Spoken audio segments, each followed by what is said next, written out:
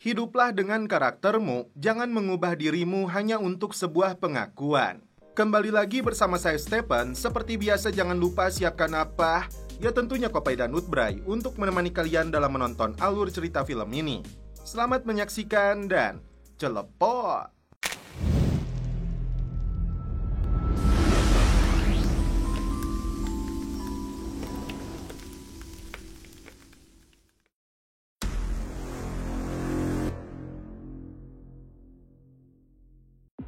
Film dibuka dengan ditampilkannya seorang wanita bernama Amanda yang menunggu dijemput ayahnya pulang dari acara pesta di rumah temannya di sebuah kota kecil yang dipenuhi salju bernama Kota Are.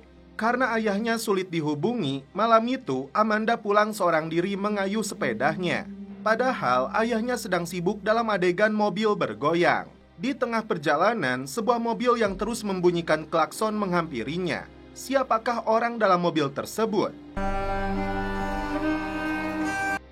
Selanjutnya, kita diperkenalkan dengan tokoh utama dalam film ini yang bernama Hannah Ahlander. Seorang polisi yang baru saja tiba di kota kecil salju ini untuk berlibur dan menenangkan diri. Malam itu, ibunya Amanda yang bernama Lena tidak menemukan keberadaan putrinya. Dia menduga putrinya itu menginap di rumah temannya. Rekan kerja Harald yang bernama Mira mengembalikan ponselnya dengan alasan tertinggal di kantor. Padahal si Harald ini terlibat perselingkuhan dengan si Mira. Dan ponsel itu ditemukan suami Mira yang bernama Fredrik di dalam mobilnya. Setelah melihat ponselnya, Harald baru menyadari Amanda meneleponnya beberapa kali tapi tidak dijawab. Dalam perjalanan, Hannah salah jalan diminta mundur oleh seorang polisi setempat, tapi dia kesulitan menggunakan mobil saudaranya itu. Disinilah Hannah menunjukkan ID card-nya sebagai polisi. Harald pergi ke rumah teman Amanda yang bernama Eba untuk mencari putrinya karena tadi malam dia ikut pesta di rumah ini. Namun ternyata Amanda tidak ada di sana. Eba mengatakan tadi malam Amanda pulang seorang diri. Yang dia tahu, Amanda sempat berkenalan dengan seorang pria bernama Victor. Terlihat Eba merasa bersalah karena Amanda. Pulang ke rumah, Lena sudah melaporkan kepada polisi perihal putrinya yang menghilang. Harald lalu menceritakan tentang sosok Victor yang disebutkan Eba. Tapi Lena belum pernah mendengar namanya. Rupanya, Amanda sempat mengirimkan pesan suara kepada ayahnya meminta dijemput. Tapi dia tidak mau menelepon ibunya karena takut diomeli. Sebagai ibu, Lena mulai khawatir dengan keselamatan putrinya. Tim kepolisian pun segera menerjunkan helikopter untuk mencari keberadaan Amanda. Berita orang hilang ini mulai tersebar di media sosial termasuk Hannah yang melihat fotonya Amanda. Hannah diminta ibunya tidak perlu terlibat dalam pencarian Amanda karena dia datang ke kota kecil ini untuk berlibur. Singkat cerita, tim kepolisian dan relawan sudah berkumpul. Tapi naluri dan dorongan hatinya sebagai seorang polisi menggerakkan Hannah untuk terlibat dalam proses pencarian. Setelah mendapat pengarahan, puluhan orang ini berbaris rapih bergerak secara perlahan untuk mencari keberadaan Amanda di antara tebalnya salju. Tiba-tiba, salah satu relawan berhasil menemukan sepeda milik Amanda di dekat sebuah gubuk. Diduga, sepeda itu disembunyikan pelaku yang menculik Amanda. Dari temannya korban, Hannah mendapat informasi Amanda itu gadis yang baik, tapi dia suka salah memilih pacar. Dia mengatakan pernah mengencani pacar Amanda tahun lalu yang seringkali mengamuk jika sudah mabuk. Polisi sementara waktu menghentikan pencarian karena hari sudah gelap. Tapi Lena bersikeras ingin terus dilanjutkan sampai dia mengamuk. Hannah meminta polisi setempat untuk menelusuri pacarnya si Amanda yang bernama Victor karena pernah terlibat kasus kriminal saat remaja. Setelah itu, Hannah bertemu dengan Inspektur Grip yang memimpin proses pencarian untuk meminta dilibatkan meski dirinya sedang liburan. Hannah mengaku sebelumnya dia bertugas di divisi KDRT. Karena ada beban tersendiri, dia mengajukan cuti selama 2 bulan. Dan kini, Hannah memutuskan untuk membantu penyelidikan hilangnya Amanda. Anak Harald yang lain mencari keberadaan anjingnya yang ternyata ditemukan sudah tewas. Sementara itu, tim kepolisian bergerak setelah melacak posisi sinyal ponselnya si Victor. Tiba di sebuah kabin, polisi langsung menyergap. Dan ternyata si Victor sedang aduhai dengan seorang wanita. Harald membawa jasad anjingnya yang sudah terkujur kaku. Seorang petugas kereta gantung dikejutkan dengan penemuan jasad Amanda. Di pagi harinya, Detektif Daniel mengizinkan Hana melihat TKP setelah mendapat perintah dari Inspektur Grip. Menurut Daniel, si Victor tidak bisa dijadikan tersangka karena dia punya alibi sedang berpesta dengan teman-temannya di sebuah kabin. Belum jelas penyebab kematian Amanda sampai mereka menunggu tim forensik tiba. Apakah di atas kereta gantung ini ataukah sebelumnya? Eba terlihat syok karena dia satu-satunya teman dekat korban. Ibunya bertanya dari mana gelang tersebut dia dapatkan, tapi si Eba tidak mau menjawabnya. Lena dan suaminya tidak kuasa menahan kesedihan setelah polisi membawa kabar duka atas penemuan jasadnya Amanda. Sementara itu, polisi lainnya datang ke sekolah untuk memberitahu teman-teman kelasnya korban, sekaligus meminta keterangan dari mereka yang ikut dalam pesta di malam Amanda hilang hingga akhirnya meninggal dunia. Untuk kepentingan penyelidikan, ponsel mereka disita. Sementara itu, Daniel dan Hana menggeledah kamarnya Amanda untuk mencari petunjuk.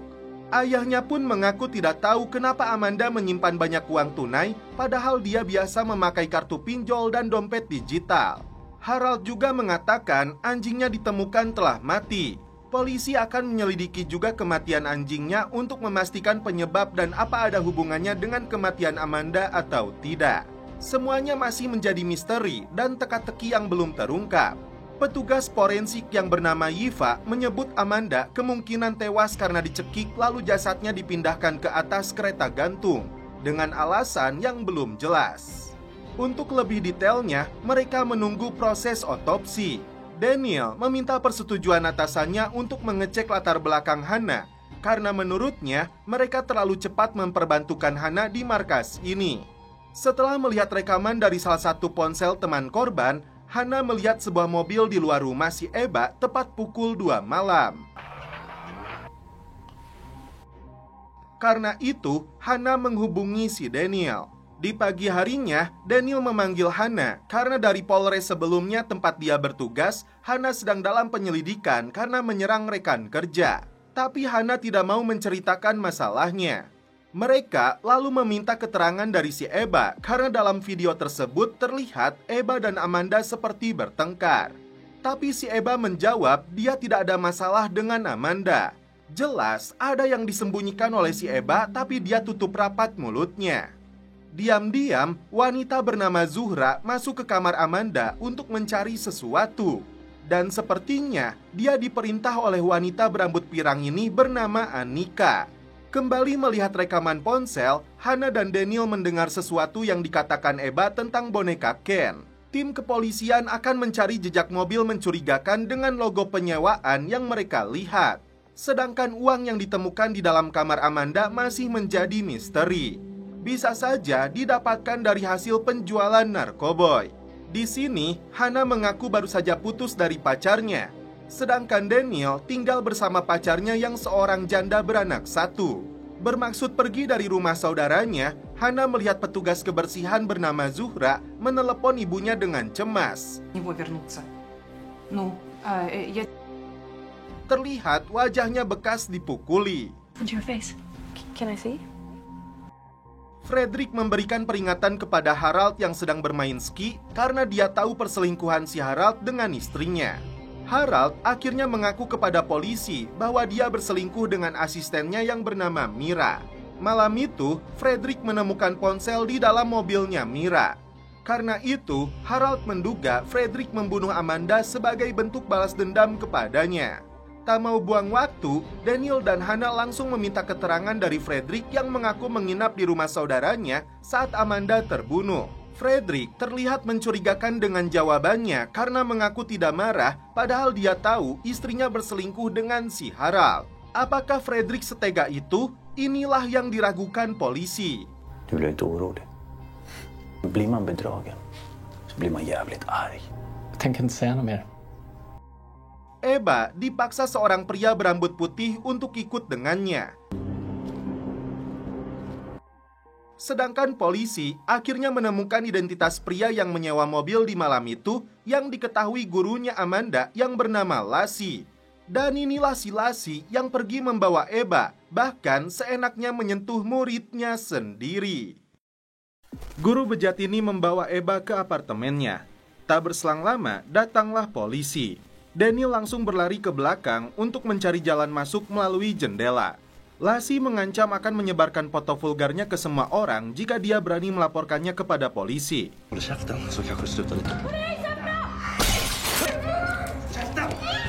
Saat itu juga, Lassie langsung diciduk. Disinilah Eba membeberkan kejadian malam itu. Jadi, Amanda bertanya kepada Eba dari mana dia mendapatkan gelangnya.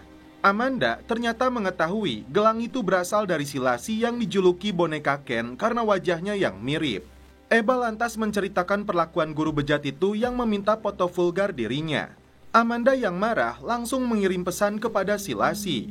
Karena itulah Eba takut jika gurunya itu yang telah membunuh sahabatnya. Eba sampai melepaskan kehormatannya karena terlena dengan bujuk rayunya si guru bejat. Tapi Eba mengaku tidak mengerti dari mana Amanda mengetahui gelang yang dipakainya berasal dari Lassie. Tapi Lassie mengelak dituduh membunuh Amanda karena malam itu dia bersama Eba. Polisi tidak percaya karena Eba yang terlalu mabuk tidak bisa memastikan apakah Lassie sedang bersamanya di malam Amanda terbunuh. Daniel lalu bertanya kenapa dia memiliki amplop yang sama dengan Amanda. Dan dari mana Amanda mengetahui Lassie yang telah memberikan gelangnya kepada Eba. Lassie membeberkan tentang rumor yang dia tahu bahwa Amanda sering menjual barang murah. Dari mulai arloji, perhiasan, hingga anggur antik. Karena curiga Amanda telah mencurinya, Amanda lalu memberikan barang-barang ini kepadanya. Ingin menyelidiki lebih jauh dari mana uang dan barang-barang tersebut, Hannah akan coba bertanya kembali kepada Lena. Di waktu yang sama, Hannah mendapat informasi penyelidikan terhadap dirinya telah ditutup dan karena itu, Hannah bisa kembali bertugas di Polres Stockholm. Saya ceritakan tentang sosok pria yang bernama Bosse dan istrinya Annika. Bosse adalah ketua tim pencarian Amanda, sedangkan Annika mengelola jasa kebersihan yang memiliki anak buah Zuhra. Tapi usaha mereka pailit sampai Annika meninggalkan banyak hutang. Karena itulah Bosse marah. Lena yang larut dalam kesedihan atas kematian Amanda meminum 1 botol obat penenang. Sementara itu, Harald mendatangi si Fredrik di tempat kerjanya, menuduh dia telah membunuh Amanda. Karena mengelak, ini yang Harald lakukan. Du fick reda på mig, Mira. Polisi yang tiba di lokasi menyuruh Harald untuk menyerah karena Fredrik tidak bersalah. Ada 3 orang yang memastikan keberadaan suami selingkuhannya itu sedang di luar kota di malam Amanda terbunuh. Fredrik hanya mengaku telah meracuni anjing milik Harald.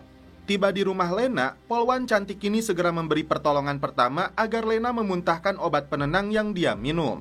Setelah itu, Hannah memanggil tim medis. Untung saja kondisinya membaik. Setelah melihat sertifikat di atas mejanya, Lena mengaku menggunakan jasa kebersihan.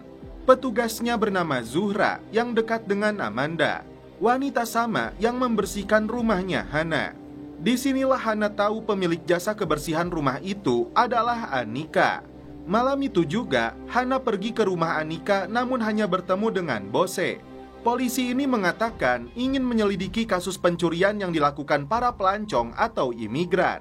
Hannah membeberkan hasil penyelidikannya kepada Daniel bahwa cap dalam amplop yang dia temukan di kamarnya Amanda sama persis dengan stempelnya perusahaan jasa kebersihan.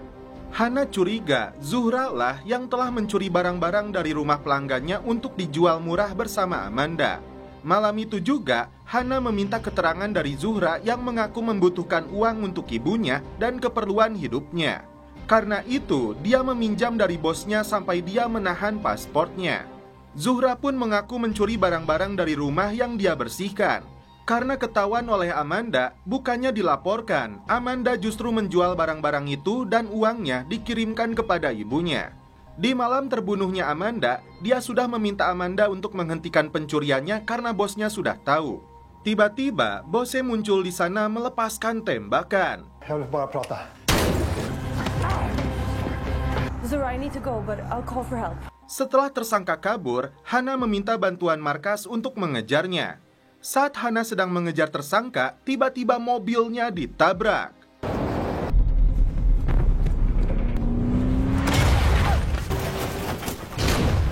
Hana yang terluka buru-buru keluar sebelum Bose membunuhnya. Daniel sendiri yang mendapat informasi Hana membutuhkan bantuan, dia bergegas pergi mencarinya. Singkat cerita, Bose berhasil ditangkap polisi, tapi dia mengaku tidak tahu di mana Hana berada. Setelah dilakukan pencarian, akhirnya Daniel menemukan Hana. Di sini, Hana menceritakan kasus yang dia tangani di Stockholm karena ada seorang wanita yang dibunuh yang diduga Hana dilakukan suaminya yang seorang polisi. Tapi malah Hana yang dijebak dengan kasus pelecehan. Keesokan harinya, Daniel menginterogasi Bose yang akhirnya menceritakan kejadian sesungguhnya. Malam itu, Amanda datang ke rumahnya memaksa untuk mengambil paspor milik Zuhra karena dia tahu Bose dan Anika menjalankan bisnis perdagangan manusia. Karena Bose menolak, Amanda mengancam akan melaporkannya. Saat Amanda dalam perjalanan pulang, Bose pura-pura akan mengantarnya. Padahal Bose mengajaknya ke lokasi sepi dan setelah itu mencekiknya hingga tewas. Amanda, lugna ner dig. Amanda, lugna lugn. Du missförstått allt!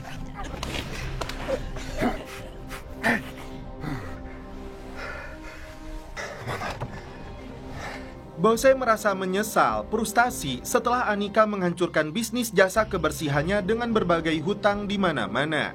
Daniel menjenguk Hana yang mendapat perawatan di rumah sakit. Hana berterima kasih karena Daniel telah menyelamatkan nyawanya tepat waktu sebelum dia terkena hipotermia. Disinilah Daniel mengajak Hana untuk pindah tugas bersamanya.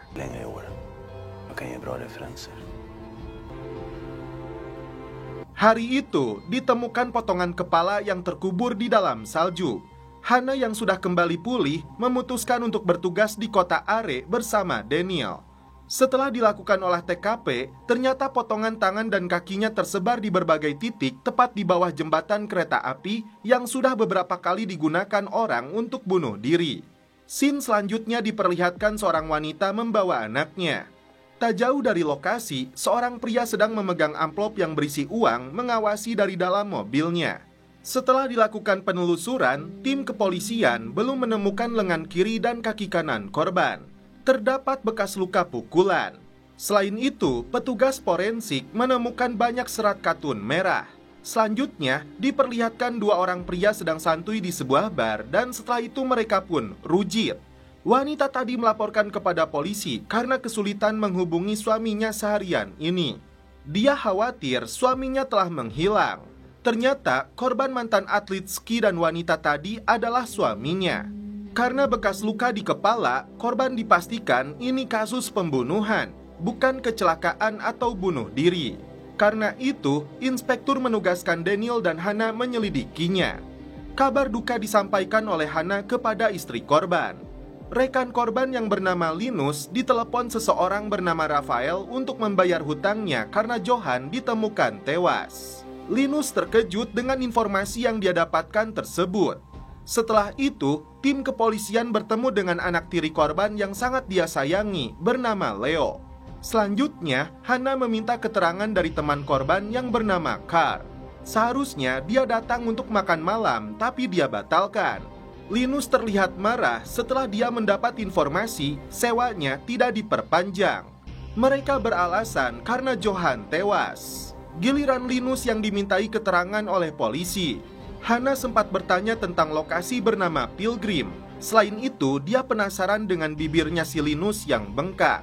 Dia mengaku di hari kejadian dirinya terlibat perselisihan dengan Johan karena belum menandatangani berkas pinjaman. Setelah dia pergi menemani anaknya bermain hoki, kemudian menonton sepak bola hingga pukul 12 malam. Yang dia tahu, Johan tidak menyukai seorang pendeta bernama Ole dengan alasan yang tidak jelas. Karena Johan sudah seperti saudaranya sendiri, Linus tidak terima jika dituduh telah membunuhnya. Diam-diam, pria tua bernama Jen, ayah kandungnya Leo, menjual minuman ilegal kepada Carl. Saat kembali melihat potongan tangan korban, Hana heran karena tidak melihat cincin kawinnya. Di pagi hari, Hannah dan Daniel menemui pendeta Ole yang menurut pengakuan Linus tidak disukai oleh Johan. Polisi bertanya tentang kaitan kongregasi dengan perusahaan event milik Johan dan Linus. Karena melihat tulisan Pilgrim, Ole menyebut itu sekolah menengah rakyat yang sedang dalam tahap perencanaan. Tiba-tiba muncul istri Ole yang bernama Rebecca yang sedang hamil. Hannah yakin si Ole ini telah berbohong, apalagi ketika Rebecca muncul, seakan dia tidak boleh istrinya itu memberi keterangan. Saat Rebecca sedang menggosok giginya, ini yang Ole lakukan. Pendeta bejat ini menyakiti istrinya sendiri hanya karena muncul di depan polisi. Tak sampai di situ, setelah menemukan Rebecca sedang mengemas pakaian, ini yang diperbuat oleh si Ole.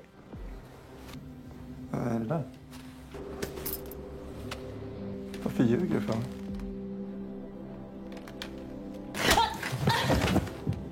Hannah yang penasaran kembali ke rumah si pendeta untuk menemui Rebecca.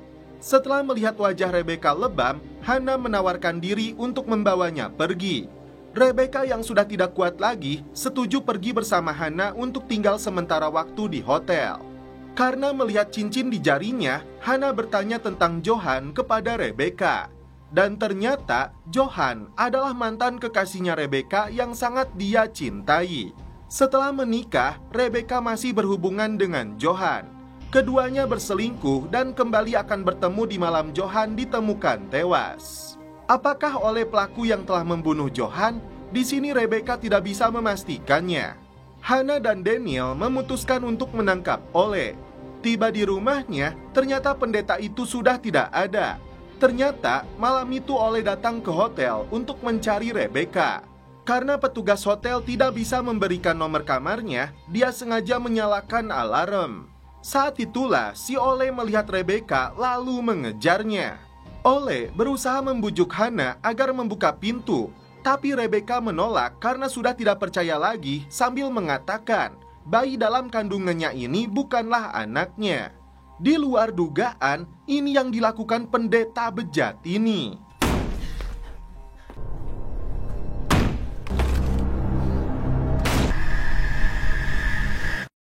Setelah mendapat laporan alarm palsu, Hannah dan Daniel kembali ke hotel. Tapi mereka tidak menemukan keberadaan Rebecca ataupun si Ole. Tim kepolisian bergerak cepat melacak keberadaan mereka berbekal petunjuk mobil yang digunakan tersangka. Tak berselang lama, mobil si Ole terdeteksi sedang dalam perjalanan menuju perbatasan Norwegia. Meskipun tidak mudah menemukan mereka, Hannah bersikeras untuk pergi mencarinya. Sebelum pergi, dia meminta timnya menyelidiki rumah atau properti di wilayah tersebut yang terkait dengan tersangka mereka. Tidak bisa membiarkan Hannah pergi seorang diri, Daniel pun memutuskan untuk ikut menemaninya. Rasa bersalah menghantui Hannah karena meninggalkan Rebecca seorang diri di kamar hotel. Terlihat Rebecca disekap di sebuah gudang.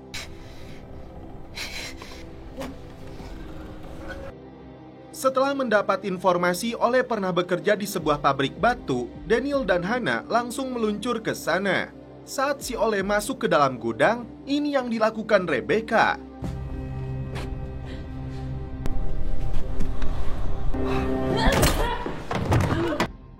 Dia berlari kabur ke dalam hutan. Tiba di lokasi, Hannah langsung mencari Rebecca berdasarkan petunjuk dari helikopter yang mendeteksi keberadaan mereka. Hannah sudah menodongkan pistolnya agar si Ole menyerah, dan ini yang terjadi. Penjahat itu tewas karena timah panas yang dilepaskan oleh Daniel. Rebecca sendiri berhasil selamat dilarikan ke rumah sakit untuk mendapat pertolongan. Daniel disuruh pulang oleh inspektur untuk menenangkan diri. Meski berhasil menyelamatkan nyawa korban, tetap saja psikologisnya terganggu karena membunuh tersangka. Di rumah, sempat terjadi perselisihan antara Daniel dengan istrinya hanya karena masalah sepele setelah dia menyebut Daniel seperti ayahnya. Carr mendapat informasi dari temannya si Anton yang seorang polisi bahwa tersangka pembunuh Johan telah ditemukan, dan keesokan hari dia bisa membacanya di koran. Malam itu, Daniel memutuskan tidur di kantor, dan ternyata Hannah belum pulang untuk menulis laporan. Kedua polisi ini minum bersama. Lantas Daniel menceritakan tentang ayahnya yang bukan orang baik. Begitupun dengan Hannah yang mengaku ibunya orang paling egois sedunia. Disinilah keduanya mulai menyukai satu sama lain. Det är bra. Dari hasil penyelidikan forensik, ternyata Ole bukanlah pelaku yang telah membunuh Johan. Si Anton baru saja menemui Kar, pacar rujitnya. Dia mulai curiga setelah melihat mobilnya dengan lampu belakang yang rusak. Tiba di kantor, Anton langsung menceritakan kepada Hannah apa yang dia lihat. Karena mobil van warna gelap itu sebelumnya dilaporkan ada di dekat jembatan kereta di malam pembunuhan Johan. Anton meminta Hannah merahasiakan hubungan pribadinya dengan Kar yang bisa jadi tersangka. Singkat cerita, tim kepolisian mencari bukti di dalam mobilnya. Kar sendiri diinterogasi oleh Hannah. Dia mengaku sebagai temannya Johan, tapi pengakuannya berbelit-belit. Karena alibinya tidak kuat di malam kejadian, Hannah pun makin curiga. Tiba-tiba Anton menelepon. Jen terlihat dari rekaman CCTV membawa mobilnya si Kar. Jag sitter och kollar på övervakningskameror just nu. Setelah mendapat informasi Jen sedang bersama anak dan mantan istrinya, Hannah langsung meluncur ke sana. Jen segera ditangkap dan dibawa ke kantor polisi. Namun, Hannah memilih tinggal dulu di sana.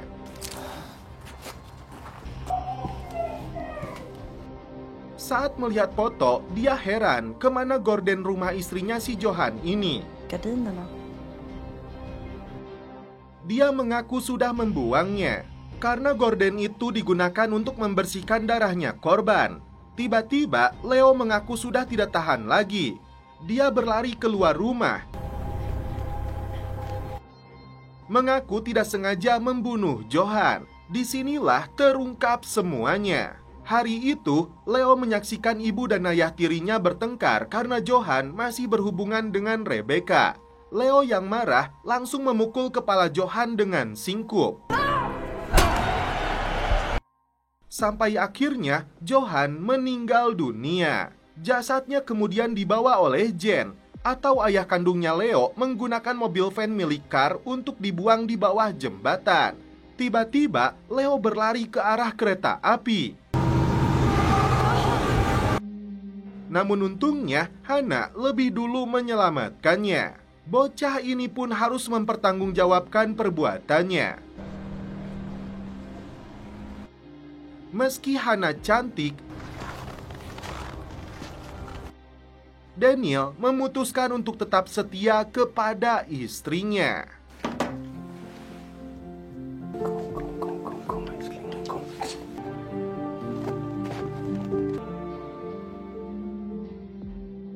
Dan setelah itu, film pun berakhir.